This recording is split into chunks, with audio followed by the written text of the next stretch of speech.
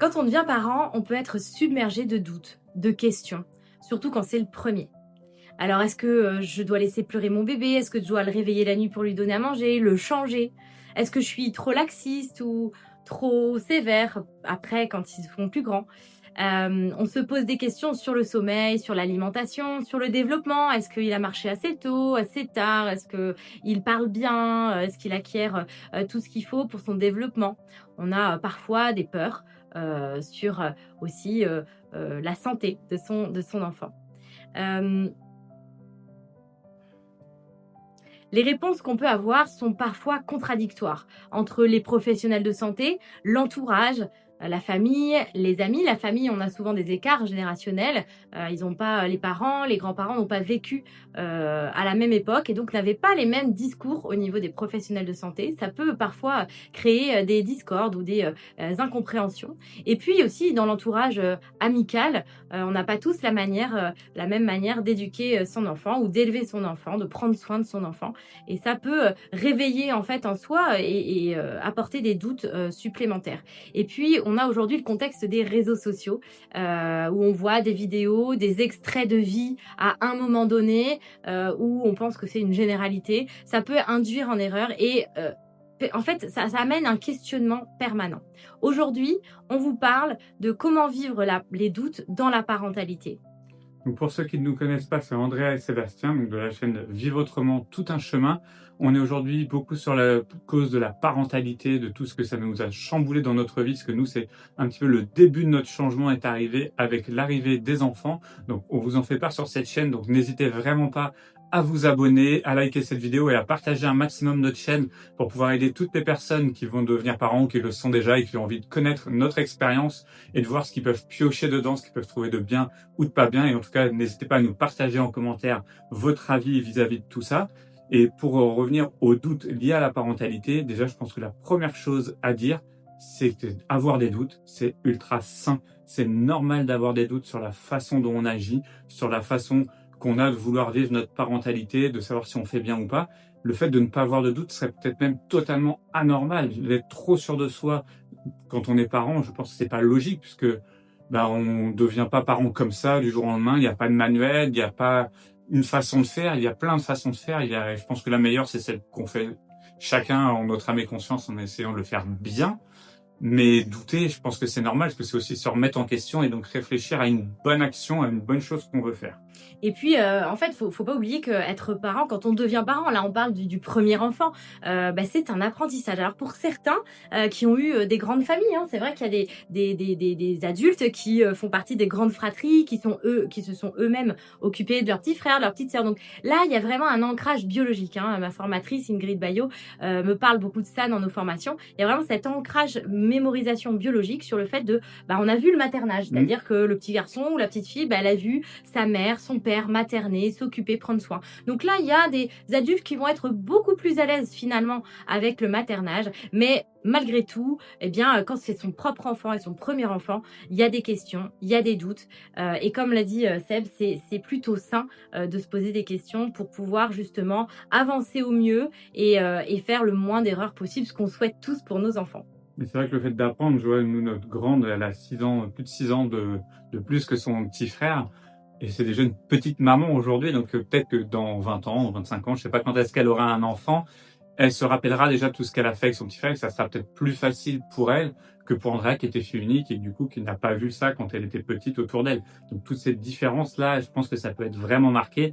On vous dira ça dans 20 ans si on est encore là sur YouTube, mais en tout cas, on voit déjà le petit côté instinct maternel qui peut arriver alors qu'elle a que 9 ans aujourd'hui. Et c'est assez fou de voir ça. Et du coup, elle recopie aussi, donc c'est assez marrant. Voilà, c'est vrai que les doutes liés à la parentalité, ils vont vraiment s'exprimer plus ou moins fortement d'une personne à l'autre. Comme l'a dit Seb, moi j'étais fille unique, donc j'ai pas vu ma mère materner. J'avais pas une grande famille, donc j'ai pas forcément vu de cousines, de tantes avoir des bébés. Donc quand j'ai eu ma fille, ça a été vraiment un tsunami. Surtout, je vous en ai déjà parlé dans d'autres vidéos, j'avais un tempérament qui, en plus, j'étais quelqu'un de très, très carré, très perfectionniste. Je voulais tout savoir, tout connaître pour faire tout parfaitement. Et c'était juste pas possible. Donc voilà. Donc l'idée, c'est de garder en tête que c'est normal d'avoir des doutes, c'est normal d'avoir des questionnements.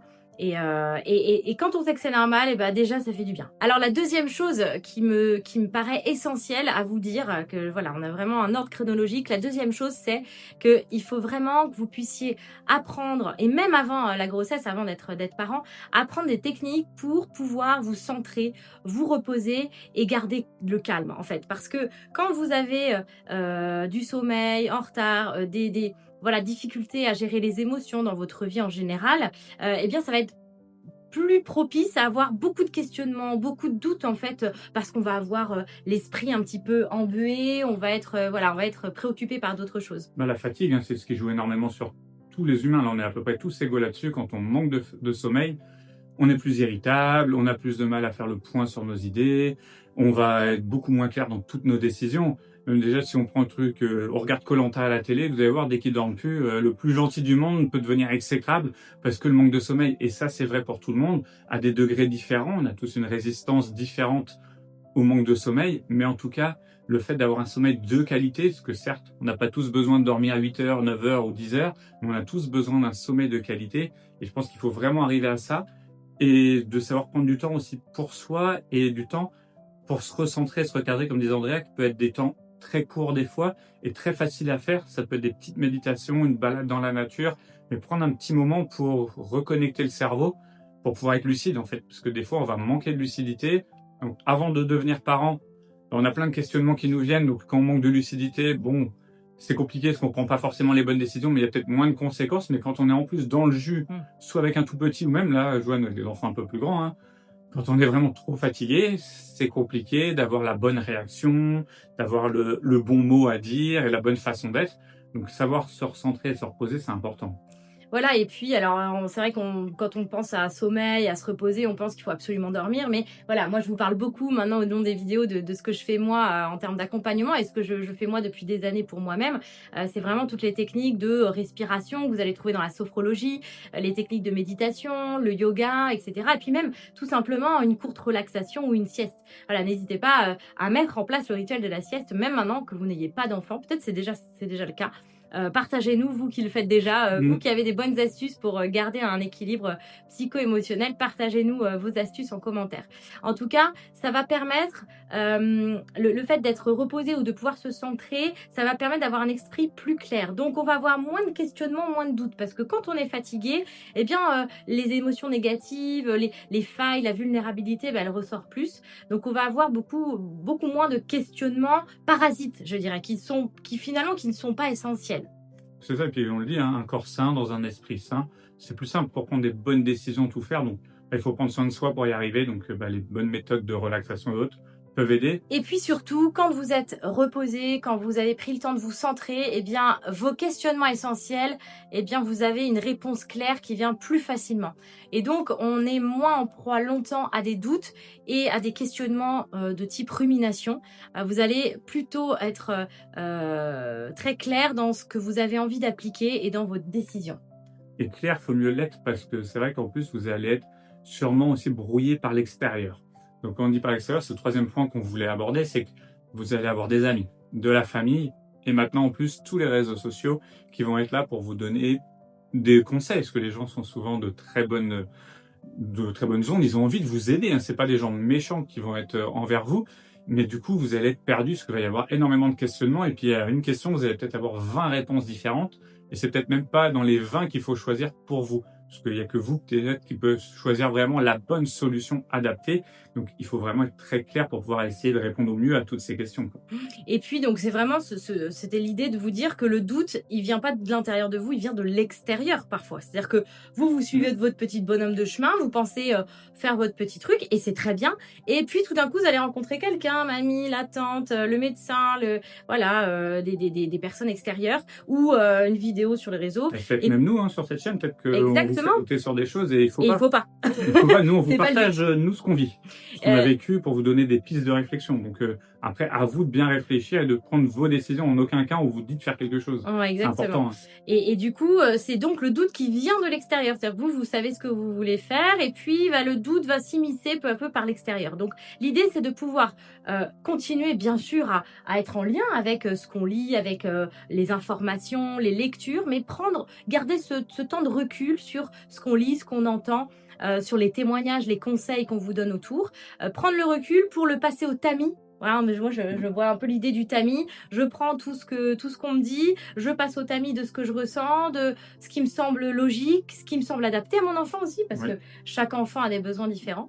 Et donc voilà, c'est l'idée de prendre le recul sur l'extérieur et ce qu'on peut nous dire. Et pour pouvoir bien faire ça, bien prendre tout ce recul justement aussi, l'idée c'est peut-être de bien vous entourer et de s'entourer peut-être de professionnels autour de vous qui, eux, vont avoir du recul puisqu'ils vont pas venir impacter votre côté émotionnel, ils vont être plus factuels. Donc il y a plein de métiers différents qui peuvent s'organiser autour de vous.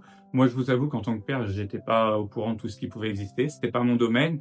Je comprends un petit peu plus que Andrea travaille dedans, mais même elle m'apprend toujours, voilà, il y a tel métier, tu veux peut-être en parler de tout ce qui peut être utile autour de nous. C'est assez fou comme on peut se faire aider aujourd'hui. On a quand même cette chance-là en ce moment. Oui, oui, aujourd'hui, il y a beaucoup de choses qui se développent parce qu'il y a un vrai besoin, en fait. Parce que avant, on vivait en tribu, ça, je vous en ai déjà parlé aussi. On vivait ensemble dans un village, donc on avait les sages du village, on avait la famille, les amis, les voisins qui étaient, voilà, on avait vraiment des piliers autour. Et aujourd'hui, on est un peu plus seul. Malgré tout, on n'est pas fait pour être complètement seul. Donc, faut bien choisir les accompagnants, les personnes professionnelles de santé qui vont vous accompagner. Donc santé professionnelle de santé médicale, mais aussi toutes les médecines douces, médecines complémentaires, des professionnels de confiance. Mais en tout cas, comment vivre bien les doutes liés à la parentalité, je dirais que ça c'est le dernier conseil très important, c'est de se faire accompagner. Si on sent qu'on a trop de doutes, si on a trop de questionnements, ce n'est pas un abus de faiblesse de se faire accompagner. Au contraire, c'est d'aller chercher les outils. C'est pas les accompagnants qui vont vous dire quoi faire. Vous allez aller chercher avec chaque accompagnant l'outil qui va vous apporter. Ça peut être l'infirmière puéricultrice qui va vous parler des rythmes veille-sommeil, des premiers mois de bébé, de comment on va le changer, comment on va au niveau du sommeil. Je peux donner justement d'autres métiers, à quoi ça correspond, ce que les gens peuvent connaître, parce que tout le monde ne connaît pas ça. Et si vous êtes là avec un premier enfant, alors dites-nous. Et puis n'hésitez pas à vous abonner. Je sais qu'il y a beaucoup de gens qui regardent et qui ne sont pas abonnés. Donc abonnez-vous. Ça va nous aider à continuer cette chaîne. C'est vrai que les gens ne connaissent pas. Donc il y a quoi comme métier que les gens peuvent aller voir? Par exemple, moi je sais que pour notre petit dernier, on a rencontré une kiné pédiatrique. Donc elle est kinésithérapeute pédiatrique. Alors on avait une ordonnance du pédiatre. Mais cette kiné-là, elle faisait des ateliers. Donc il y a des ateliers psychomotriciens aussi. Donc les psychomoteurs, les kinés pédiatriques, ils vont vous aider à vous accompagner, à vous expliquer le développement moteur, neuromoteur de l'enfant. Ça va vous permettre de mieux comprendre votre enfant, de mieux repérer les signes et peut-être de vous rassurer. Parce que quand on a des questions et des doutes, beaucoup, comme moi, c'est parce que derrière, on a des peurs. On a peur que notre enfant, qu'on fasse pas ce qu'il faut pour notre enfant. Donc, voilà, c'est OK, en fait, d'avoir ces peurs-là. Et on les libère en se faisant accompagner par les bonnes personnes et les bons professionnels qui sont des professionnels bienveillants qui sont là pour vous accompagner. Donc, choisissez bien. Tous les professionnels ne se valent pas. Il y a les psychologues aussi. Voilà, tout à fait. Il y a les doulas. Voilà, les gens connaissent pas trop non plus. Exactement. Donc la doula, elle va venir, doula ou yoga doula, qui vont venir vous accompagner de manière. On va dire que la doula, elle va être en dessous le professionnel de santé, d'accord. C'est pas un professionnel de santé, elle n'a pas fait d'études médicales, mais elle va être au-dessus de la famille et des amis. C'est-à-dire qu'elle va avoir un regard neutre, elle va avoir une formation sur les bases de la parentalité, de la maternité, de l'allaitement, du sommeil, etc. Donc en général, et puis elle va vous accompagner dans ses premiers doutes et questionnements, et elle va être là aussi pour vous orienter vers des professionnels et vers le bon professionnel. Donc après, comme tu disais, il y a les psychologues, forcément psychologues qui vont être en lien avec la maternité. Puis psychologue de famille, pour le couple des fois aussi, pour bien s'entendre sur la façon de faire. Puis des fois d'entendre un conseil. Je sais pas, moi, Andrea va me donner un conseil, peut-être que je vais pas avoir envie de forcément, entre guillemets, la croire, pas forcément volontairement, mais quand le conseil vient d'autrui, ça va remettre les choses en place pour les deux personnes. Je dis ça nous est pas forcément arrivé, mais ça peut arriver à plein de gens, de conseils qui peuvent arriver comme ça. Et c'est vrai qu'on a tendance à écouter un médecin, on a tendance à écouter un psychologue, ça va nous faire réfléchir, discuter ensemble et tomber d'accord sur la ligne à suivre, en fait, par rapport à notre enfant. Donc, ça, je pense que c'est très important aussi pour vous de prendre ce recul-là. Et l'avantage du professionnel, c'est qu'il a un grand recul vis-à-vis de vous et une grande expérience.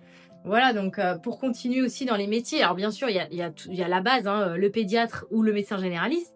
Votre médecin généraliste, il peut vraiment vous accompagner sur des très bons conseils d'alimentation, de sommeil. C'est d'ailleurs la première personne que vous devez aller voir si vous avez des doutes. Mais on va dire que tout ce qui est sur l'aspect, je veux dire, connaissance du développement de votre enfant, donc il y a les métiers dont je vous ai parlé. Et puis, pour l'aspect aussi psycho-émotionnel, de pouvoir décharger à l'extérieur toute la charge qu'on Mmh. a, toutes les questions sur le couple, sur parfois aussi sur son propre corps dans la maternité, sur sa propre place de femme, de conjointe, de femme active, de mère. Voilà, c'est important de pouvoir avoir des personnes ressources. Alors après, voilà, il peut y avoir d'autres personnes ressources. N'hésitez pas si j'ai oublié, j'ai pas fait toute la liste, mais voilà. Après, il va falloir que vous laissiez le temps. Parce que le temps, il va faire les choses, il va permettre à tout de se mettre en place tranquillement. Parce que on veut toujours dans cette société que tout aille super vite. On voit quelque chose, on veut l'acheter immédiatement. On veut tout de suite. Et encore plus depuis peut-être 10 ans, c'est encore plus accéléré tout ça. Mais avec un enfant, ça ne fonctionne pas comme ça. C'est le temps, tout ce qu'on met en place au quotidien, voilà, au fur et à mesure. Comme on dit, hein, petit à petit, l'oiseau fait son nid. C'est exactement pareil avec un enfant et puis dans le couple et dans la parentalité. Tout ça se met en place, c'est une petite boule de neige qui grossit, qui permet de mettre en place tout le cadre et tout ce qu'on va pouvoir apporter à un enfant et à son confort en tant que parent, en tant que couple et en tant qu'individu aussi. Donc c'est tout ça, toute cette motivation qu'on va mettre à prendre le temps de le faire, à mettre toutes les choses en place qui va faire que ça va fonctionner. Exactement. Donc c'est vraiment encore une fois là, on vous fera des vidéos sur les questionnements à avoir avant de devenir parent, etc. Les qualités aussi entre guillemets qu'on a besoin pour la parentalité. Mais là c'est la patience aussi, c'est d'accepter que le temps est nécessaire. Le temps il va être nécessaire pour laisser votre enfant se développer naturellement. Vous voyez, dans le sommeil, on a cette idée reçue de j'endors mon enfant ou je sais pas endormir mon enfant mais en fait l'enfant son cerveau, il va maturer. Et ça, vous ne pourrez pas accélérer la maturation. Vous allez pouvoir l'accompagner, c'est comme pour la marche. Mmh. Vous n'allez pas prendre l'enfant par les bras pour le faire marcher. Non, vous allez l'accompagner, le tenir. Mais c'est lui qui va faire le travail, c'est lui qui va faire l'apprentissage. Vous allez être en soutien, en accompagnement à côté de lui. Le sommeil, c'est pareil. Donc, finalement, on ne peut pas accélérer les choses. Et donc, dans cette vidéo qu'on voulait vous parler des doutes liés à la parentalité, c'est quand vous avez trop de doutes sur des sujets, permettez-vous de lâcher prise en disant le temps fera les choses. Le temps fera les choses pour que votre enfant finalement grandisse et se développe naturellement. On a oublié, comme tu disais Seb justement, que le temps il a ses cycles, il a une temporalité qui est plutôt calme et dans ce monde où tout s'accélère, en fait chaque chose est nécessaire, chaque tempo est nécessaire. Et chaque enfant est différent. Aussi. En plus. Donc, ils marchent pas tous au même âge, ils parlent pas tous au même âge, ils dorment pas tous au même moment. Même dans une fratrie, c'est différent. Donc, il faut accepter tout ça. Donc, l'acceptation et la prise de temps, elle est normale. Et il faut vraiment en avoir conscience et ça va vous aider beaucoup à passer beaucoup de doutes que vous avez.